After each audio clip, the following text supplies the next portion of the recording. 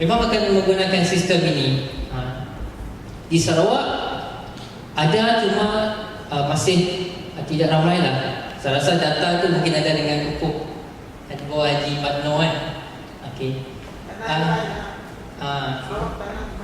Okey. Tanah yang banyak, tapi tidak semua mampu digunakan. Tidak semua tanah yang ada di Sarawak ni boleh kita gunakan untuk bercocok tanam. Okey, ni gambar cili lah saya ambil dari kawan saya di Kajang. Okey, next. Okey, sama ni saya Kailan. Okey, cili. Okey, okey, ni kebun saya di Sabah. Ada 1000 pokok, tengah masih beroperasi lah. Cuma sekarang bukan saya yang uruskan, kawan yang uruskan sana, sebab saya dah pindah ke sini lah. Okey, ini cili padi 1000 pokok, bolehlah dalam 8 bulan boleh dapat dalam 2 tan. Dengan 1 kilo per tan harga RM20. Jadi anda darab lah. Okey, next. Okey, sana di Sabah tanah sangat mahal. Jadi apa yang saya buat sebagai permulaan, kalau kita orang ni yang baru graduate ni, kebanyakan kita tak ada modal. Macam yang Tuan Alfian cerita, tak ada duit nak pinjam ke bank akan tanya proposal, bank account statement 6 bulan. Benda yang sama berlaku pada saya. Jadi apa yang saya buat, ikhtiarkan pinjam duit keluarga, pinjam duit mertua untuk saya buka bisnes ni. Sampai sekarang lah, alhamdulillah saya belum lagi meminjam kepada bank. Dan alhamdulillah juga duit mertua dan duit ayah saya dah 90% saya dah bayar sikit-sikit lah. Dah tinggal 10% lagi, InsyaAllah dalam tahun ni settle. Okey. Saya sana di Sabah, saya buat jimat kos, saya buat di tempat saya sewa satu kawasan di Politeknik, yang mana kebetulan di sana pelajar dalam bidang pertanian tetapi tidak ada fasiliti pertanian. Saya offer diri, saya tawarkan diri saya dengan membawa kertas kerja, dan ini modal saya. Alhamdulillah diterima baik, dan inilah hasilnya. Apa yang baik adalah saya jimat elektrik, sejak belum bayar banyak. Saya jimat sewa tanah, dan juga saya jimat tenaga pekerja. Sebab di Politeknik kita tahu ada pelajar, jadi saya upah pelajar yang ada di sana. Okey, next. Okey, sedikit pengalaman kerja. Saya ada pengalaman kerja sebelum saya lompat dulu pun pernah makan gaji, tapi bukan di sinilah, bukan dalam bidang pertanian sayur, tapi dalam bidang ladang ataupun komoditi sawit, kelapa sawit. Kalau Sabah memang banyak kelapa sawit, pun Sarawak pun sama. Apa yang menyebabkan saya tidak tahan bekerja di sana adalah, kalau kami di IOI Group dulu, dia punya prinsip hidup untuk kerja, bukan kerja untuk hidup. Jadi memang agak suka kita kerja dari pukul 4 pagi sehingga 8 malam. Betul bagi kita tolak kes kita seduduk orang dari Indon untuk bawa ke ladang. Kita berurusan dengan polis, sebab kadang-kadang pekerja Indonesia dengan Filipina ni malam-malam dia akan bergaduh, dan kadang-kadang kita kena putus tangan semua, kita kena uruskan lah kepada polis. Jadi leceh, tahu pening kepala, dan saya berhenti, dan alhamdulillah saya cuba bidang ini sehingga sekarang lah.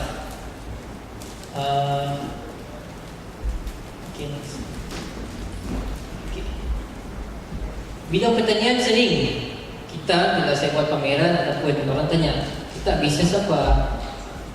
Saya akan beritahu saya bidang pertanian, sayur.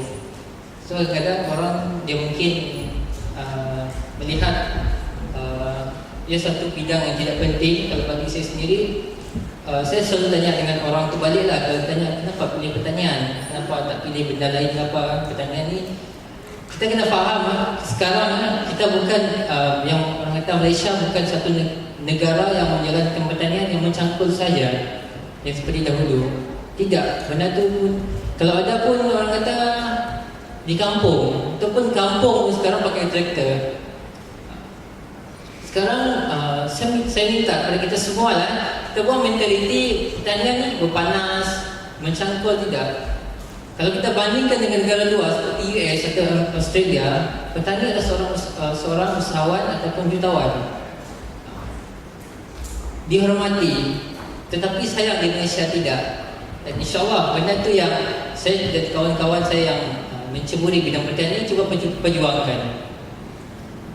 Dan soalan saya sering tanya kepada mereka ini kan, siapa di dunia ini tidak pernah makan dan tidak makan?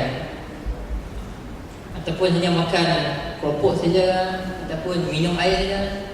Semestinya semuanya, saya kata memang sebagai manusia memang confirm ataupun wajib kita kena makan. Hatta seorang Perdana Menteri, doktor, pensyarah akan makan. Jadi siapa nak keluarkan makanan?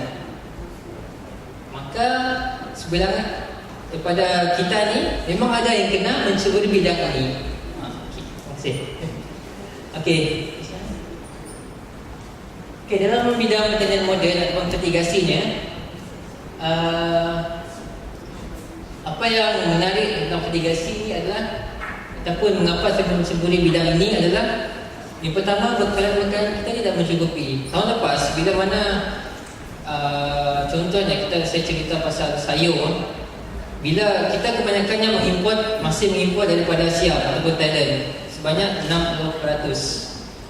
Bila Thailand banjir, makanan kita yang kita ada sekarang 40% ni hanya mampu untuk menampung dalam tempoh 1 tahun sahaja.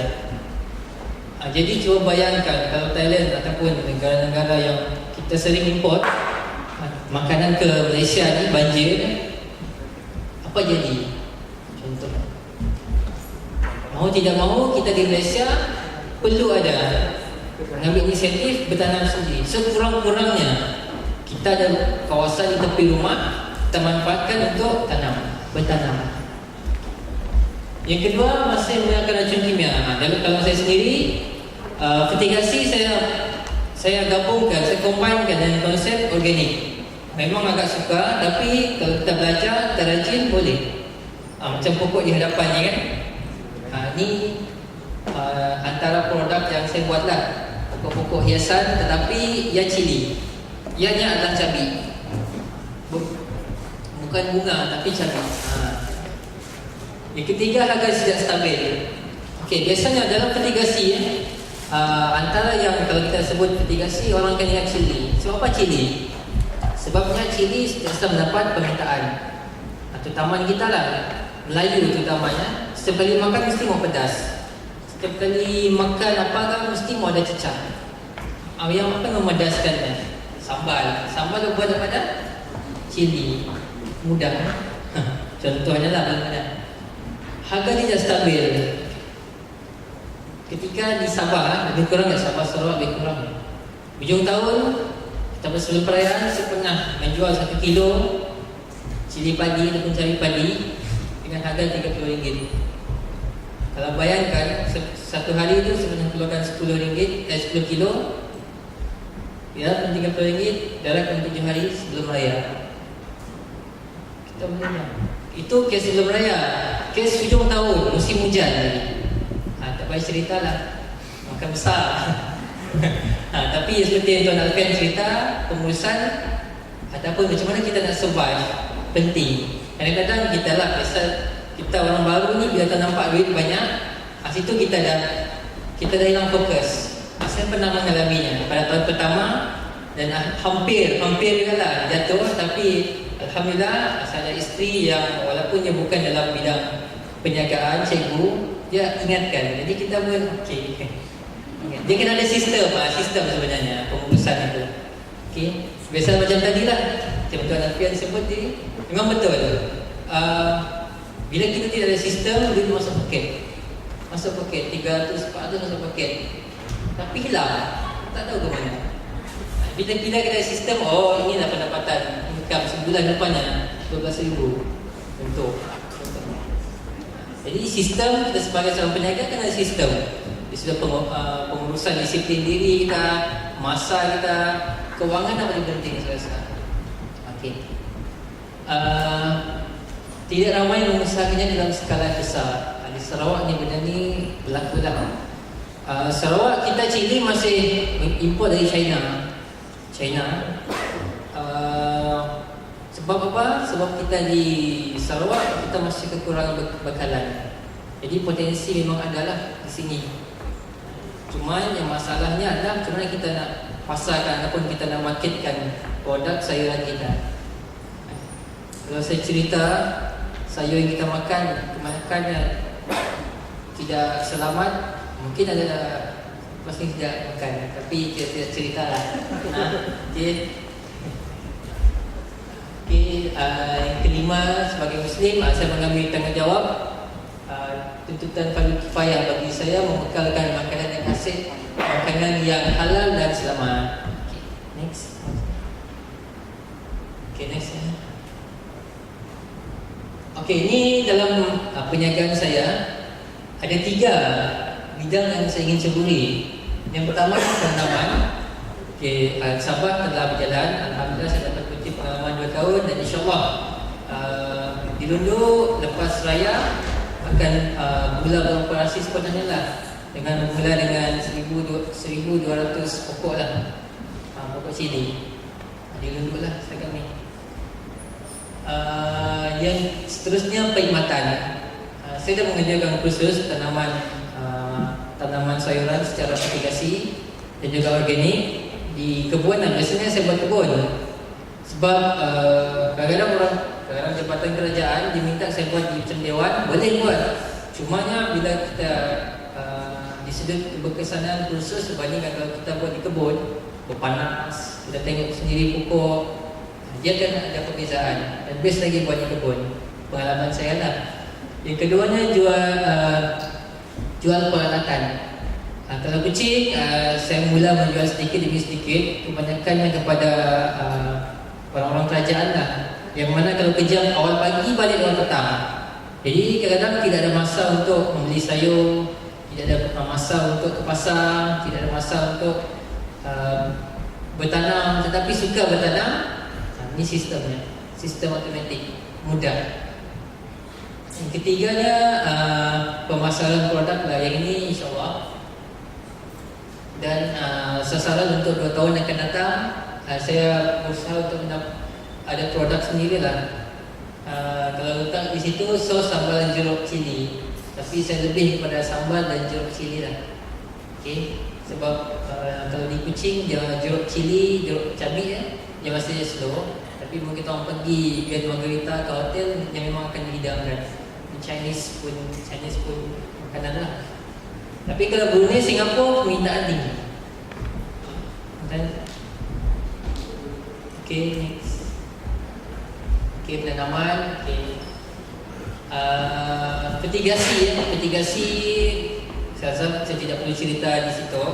Mungkin kita boleh lihat sedikit file perkenalan, kami ada sedikit nikah tu dalam minggu depan ni, kita boleh lihat lah mitigasi itu apa sebenarnya. Mitigasi satu sistem, kita gabungkan pemberian air dan baja dalam satu sistem. Maksudnya kita tidak perlu lagi lah siram pokok satu, nak baja lagi, nak cangkul, tidak perlu. Sistem yang sangat simple dan mudah. Semua tanaman boleh, yang penting jenis sayur. Sayur. Bukan. Sebab kalau mitigasi kita biasa guna jenis kokopit ataupun jenis sabut nio, sabut kelapa. Bukan. Sabut nio je.